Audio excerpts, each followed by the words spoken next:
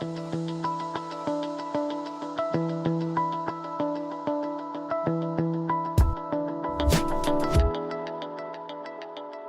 great pleasure that I welcome to the stage Matt Smith, Managing Director and Founding Partner of Rough Hill, a music-led events business that run events that are attended by over 20,000 young people every week.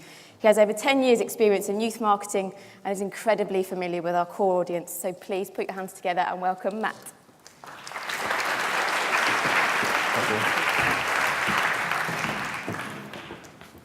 Hi everybody, hope you enjoyed your donuts. 20 minutes, quite a lot to get through. So firstly, I'm going to tell you a little bit about Rough Hill, what we do, and our unique perspective on the market. And then going to look at some of the attitudes and behaviours of young people today and the impact of the recession on these people. I'm going to hopefully show you the way that brands need to communicate with young people because it's fundamentally changed, and also show you how to respond to this change. So as I was introduced, this is me, Matt, on the left-hand side. My business partner, Jeremy, was supposed to be presenting with us today, but due to a client commitment, he can't come till this afternoon. But when he does arrive, you'll know him by the blue steel pose that he's rocking up there. It's a massive shame that he couldn't make it. So a little bit about Rough Hill.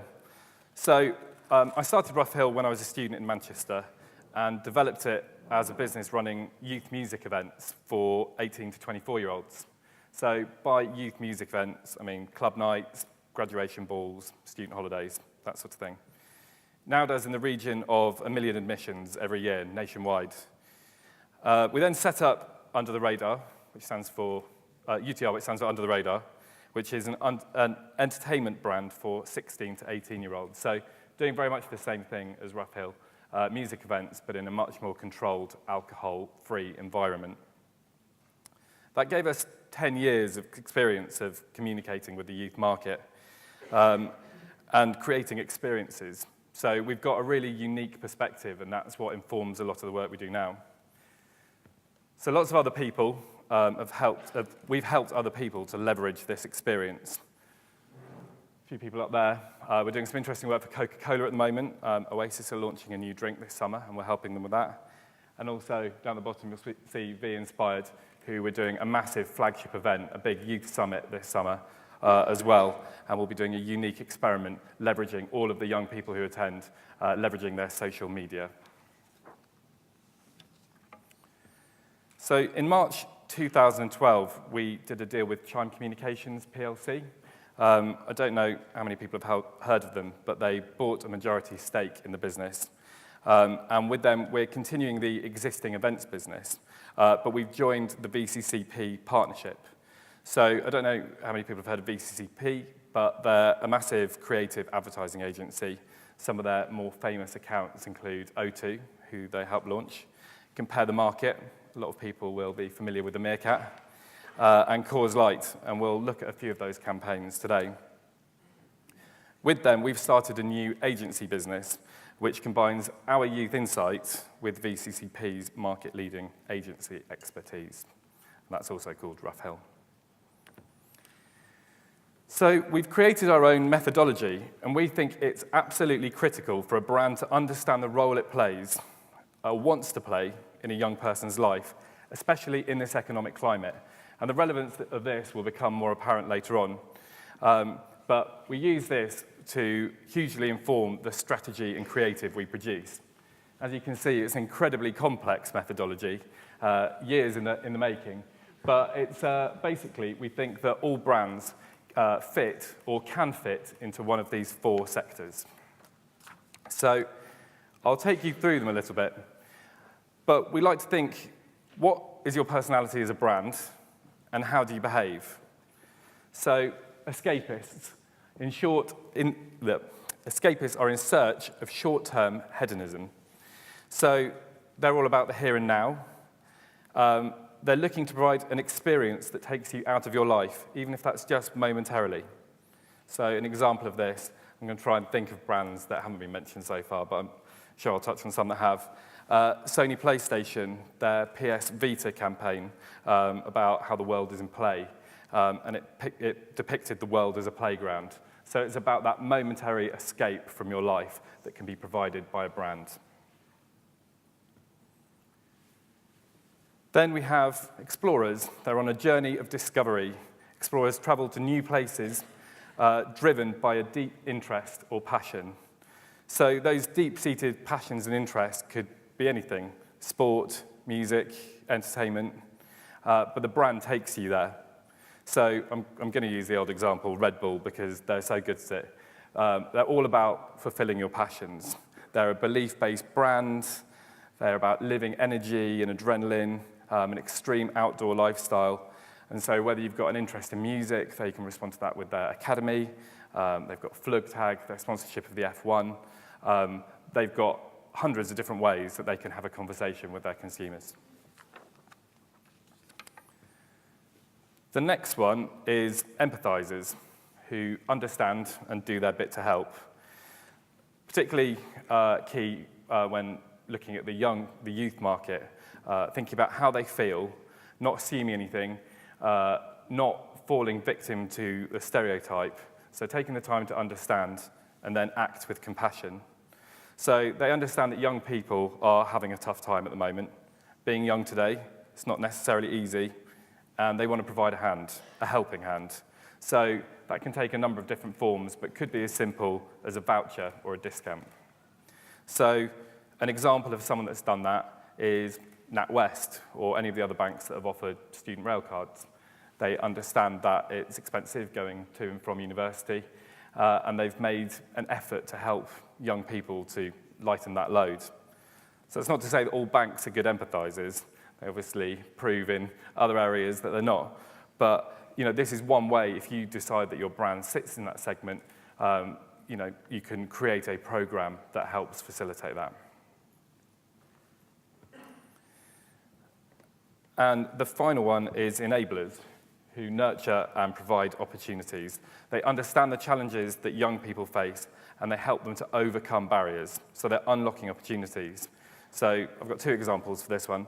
Orange Rock Corps, I don't know if you remember them from a couple of years back. You did 4 hours volunteering work, and you got to go to a big concert at the Albert Hall. So the volunteering looked good on your CV, and you got an amazing experience that you wouldn't have had otherwise when you went to the concert. Another one I had in here is O2 Think Big. They are helping young people, either it's with work experience or helping them to realize their entrepreneurial ambition. So they're giving them something that they didn't have before. They've realized where young people have a gap in their lives, and they're saying, I'm actually going to go quite a long way to help you. So we can see there's a sort of a sliding scale there of immediate return to long-term investment. And your business goals may well feed into this. Do you want an immediate return, or can you afford, are you looking to create a long-term relationship with sort of a customer for life? And obviously, a long-term relationship requires more investment, takes longer, and you have to work a bit harder to do it. But it is also possible to do both. So, as a company, when we've established where a brand sits in our highly complicated methodology, what we do is we apply it to the VCCP methodology, and they've been using this to create their strategy and creative very successfully over the last 10 years. So we take the role of the brand, our unique insight, which I'm going to come on to in a bit more detail in a bit, and then we create a concentrated brand idea, which, put very simply, is the unique truth about your brand, the thing that you can say that no one else in the market can. So just looking at a few of these in action. So for O2, this is VCCP's work, but it shows the journey they took from coming up with that concentrated brand idea. So they were trying to reward loyal customers. So they said, our customers come first. And that span out into the creative idea about priority, which I'm sure lots of people are very familiar with. And once you've got that creative idea, you can build a whole brand world where the creative stretches across TV, print, digital, any number of formats. And you can see it in action here as well with Coors Light. So their concentrated brand idea was Rocky Mountain Cold Refreshments. And so the creative idea that was spun out of it was you can't even get close to the ice-cold refreshment of Coors Light. And as you can see, again, the brand world, we've got trade press, digital, TV, Facebook, etc. So my point really is that knowledge of the market and the role that your brand can play is fundamentally important to the communication that you go out there with.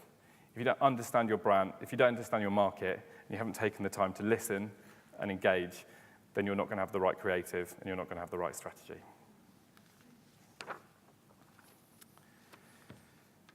So in February this year, we conducted our own study of over 2,000 16 to 24-year-olds to help validate what we've learnt over the last 10 years running events about the world they're living in, and in particular, the impact that the recession has had on their lives. And from what we saw, it was very clear, the title, we called it A World of Hope and Fear.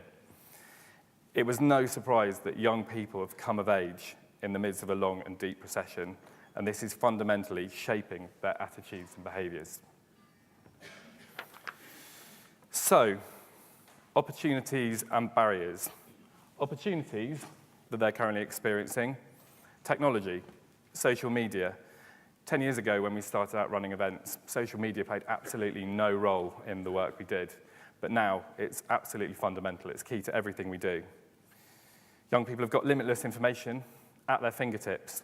They know far more about the job market, about the world, about the opportunities that are available to them. There's also freedom of expression. It's a modern, free world. It's getting more modern, more free all the time. You can be, do, say what you want, and that's exciting. There's endless possibilities. But that's offset by barriers. So economic. Young people are having to think about debt, how to pay for education, how they might eventually get on the property ladder, what job they're going to get when they leave university, if they are going to get one. They're also feeling massively unrepresented and disconnected from society.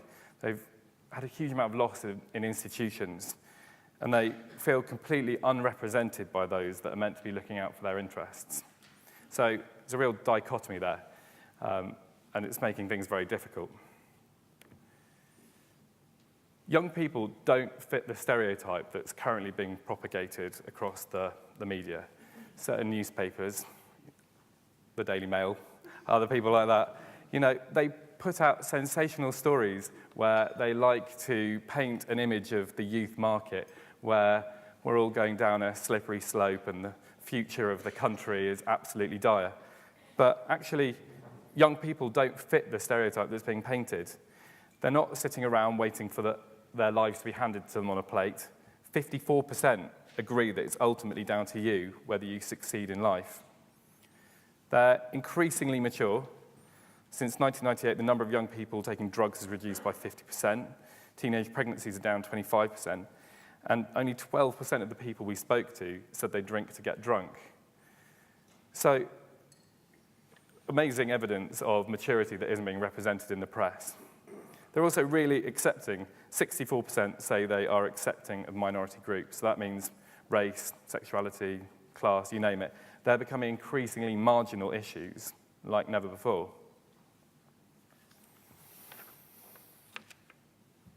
The global recessions led to a huge shift in the way that these young people are perceiving the world around them.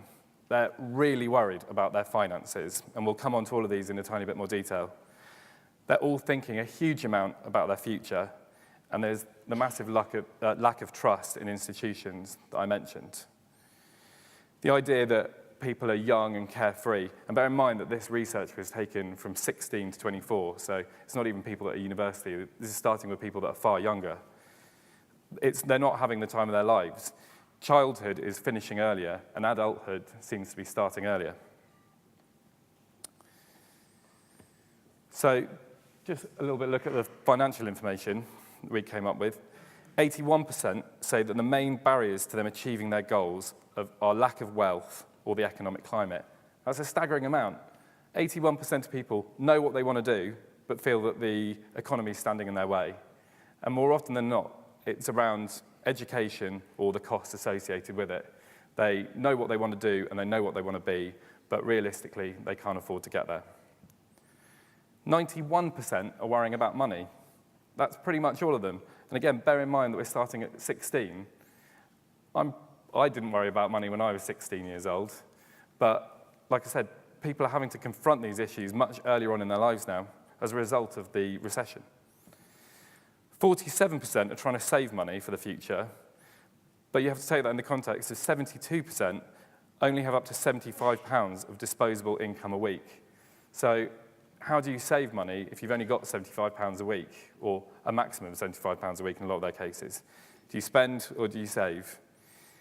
And we found they will spend their money with a brand that understands them and works hard for their loyalty.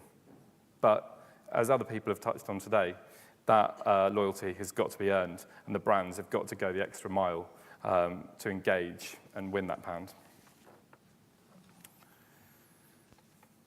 So we asked them about the future, and 46% of young people actively worry about their future, and that rises to 54% among females.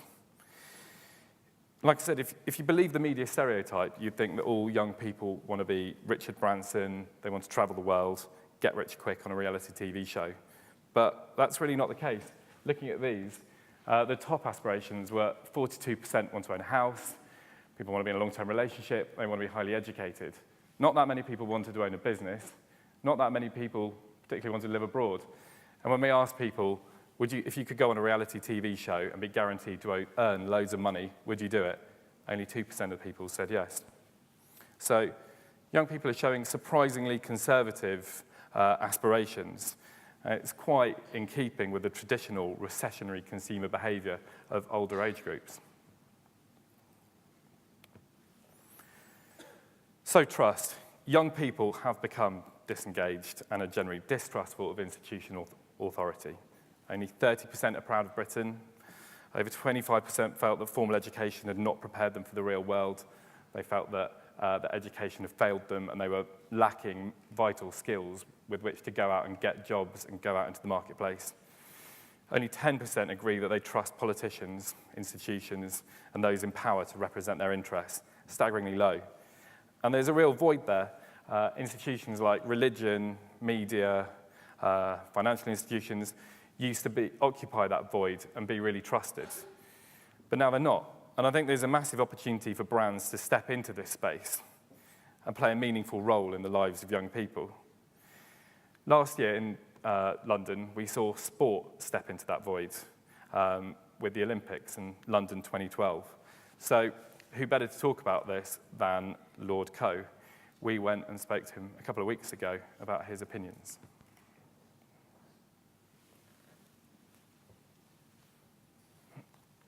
It's much more about trust.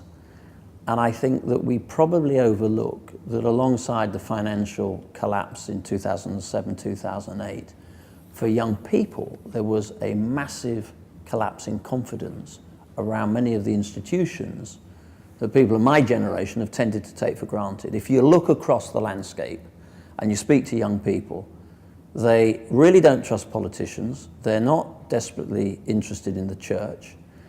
They question the media. The media, in turn, have sort of brought the police into some of this space as well over Levinson. If you look at financial services and some of the aggressive behaviour there is a big problem about trust in those institutions. So the only way we are actually going to re-engage with young people is to primarily listen and then to engage. The rules of engagement have changed. We are no longer in charge, they are. They set the tone, the style, and create the content. And what does that mean for us? It really means that we have to advance those relationships unless our products and our experiences are authentic, we lose.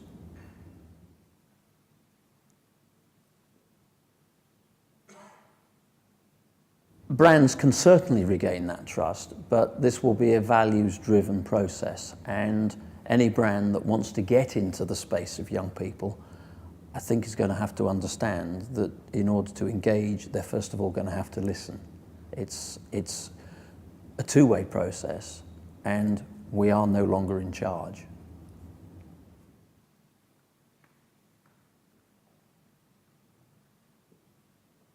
I think marketeers, rather in the way that we approached it through sport, should fundamentally understand a great deal more about the landscape that young people live in.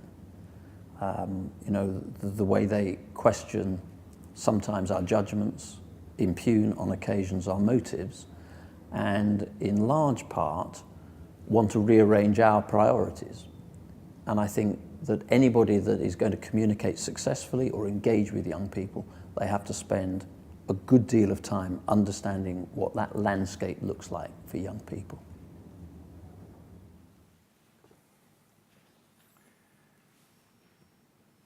So some pretty interesting insight from Lord Coe there. And our independent survey certainly backed this up. Only 45% of young people saying that they're satisfied with their life at the present time. 28% agreeing that it's important to be civic-minded and engage with society, a really small number. And 50% saying they did not know or were unsure of someone who could help them in the area of their life they spent the most time trying to succeed at. So you've got a lot of young people out there that know exactly what they want to do, but they don't know how to get there, and they don't know of people that can help them achieve that. So like I said, there is an opportunity for brands to help young people realize their potential. And everything Lord Coe talked about there is really worrying for society, but it's quite good for brands. Young people are craving meaningful relationships with the brands that they engage with. They want to engage, they want to participate, and they want to be loyal, but they need to be given a platform to do that on. So ultimately, this is a really positive story. Earlier on, we talked about openness and hope and fear and rejection, but young people being who they are, openness and hope are the prevailing emotions. Young people want to achieve, they want to move forwards. They're incredibly positive and ambitious, but they need help, and at the moment, society's just not really giving them that. And it's going to take people, brands, to listen, understand, and then engage in what really is kind of a new way of marketing. So my conclusion is that you can successfully engage young people through active and positive communications. But perhaps I'll give the last word again to Lord Coe to finish on a positive note. The great thing that I witnessed in the 7 years of the delivery of the games is the extraordinary level of creativity amongst young people. And I know that goes counterculture to the sort of tabloid view that we're all going to hell in a handcart and we're being led there by the current generation. I've only been blown away by the quality of young people, their focus, their determination, their desire to help at a community level. I think I'm hugely optimistic about what the future holds, but I do think as so-called adults, we've got to do a great deal more to understand that there is a massive deficit. At this moment, there is a massive deficit in the level of trust that young people have with things that we've just rather taken for granted. Thank you. So, we have time for just one question. Susanna from the Youth Media Agency. Matt, I thought it was a really insightful, quite depressing picture of youth. And as a campaigner of trying to challenge the negative representation of young people in the press, which has been happening for over maybe 15 years, I kind of encourage that, what you're saying about brands taking, kind of reaching out, because I do see it. I see young people wanting to have a relationship with brands, but I would also hope, and is this possible, that as brands, as all of us sitting here today, that somehow we could also, is it possible to reach out to government, to the tabloid press, to kind of encourage that they do something about this disconnect, because there is so much that you guys can do, and there's so much that you can also influence. You guys are massive influencers in the country. You can together influence government, I'm sure, and you can encourage that we portray our young people with the respect that they deserve. Because this is, we are being led by a tabloid press, which has a self-interest, of course, to sell, but we have a duty of care to our young people. which of course is in our interest that, you know, young people are healthy and happy so they can buy more stuff. And Yeah, I mean, I think you've said it all, really. I'm not sure I'm required, but yeah, I think brands have to lead the way. I think suddenly everyone's realised what's happened, that there has been this loss of trust. As was said in the film, all these big institutions were there, and they were the things that were trusted. And now everyone's got to the point where they're looking around and they're realising what's happened. And they're realising that young people's lives aren't carefree and easy now. So, I mean, there's a space to be the first people there, but if brands do it and they do it well, then that will start to change the perception. And by engaging young people and having open dialogues with them, their voices will be heard and the other side of the coin will be seen, and it won't just be the Daily Mail showing pub crawls and students getting drunk at 2 o'clock in the morning. They'll see that actually their lives are difficult, they're working hard against massive odds. And yeah, brands can help young people to have a voice.